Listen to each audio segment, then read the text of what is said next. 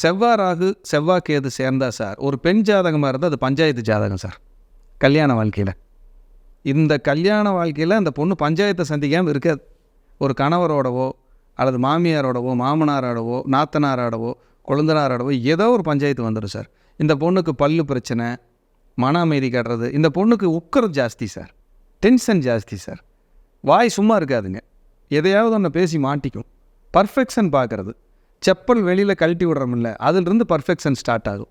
ஏன் கோணையை கழட்டி விட்ட, ஏன் ஃபேன் ஓடிக்கிட்டே இருக்குது, ஏன் டிவி சவுண்டாக இருக்குது, ஏன் கத்தி பேசுகிற, ஏன் டம்ளரை கீழே போட்ட, ஏன் பேக்கை தரன்னு இழுத்துட்டு வந்த, ஏன் டிவி சவுண்டு அதிகமாக இருக்குது, இதெல்லாம் இந்த இது எதுக்குமே ஆகாது. அப்போனா கொகைக்குள்ளே தான் போய் உட்காந்துக்கணும் நம்ம. கண்டிப்பாங்க, அப்படி தான் உண்மை. அப்போ வீட்டில் ஒரு சட்ட போராட்டம் நடத்துது. இது வக்கீல்லாம் தேவையில்லை, இதே வாதாடிக்கிட்டு இருக்கும். இவங்களுக்கு ஆஞ்சநேயர், நரசிம்மர், பிரித்தியங்கரா, வாராகி, இந்த மாதிரி உக்கர தேவதைகள் வழிபாடு பண்ண இவங்களுக்கு நல்லது நடக்கும். இந்த செவ்வாய் ராகு, செவ்வாய் சனி, செவ்வாய் கேது, இந்த 3 காம்பினேஷனுக்குமே யோகா, தியானம், தவம் தேவை. இவர்கள் தன்னை அறிய தனக்கு ஒரு கேடில்லாமல் வாழலாம், தன்னை அறிந்த பின் இவர்கள் தன்னையே பூஜிக்கலாம் என்பதை சொல்லி இந்த பகுதியை நான் நிறைவு செய்கிறேன்.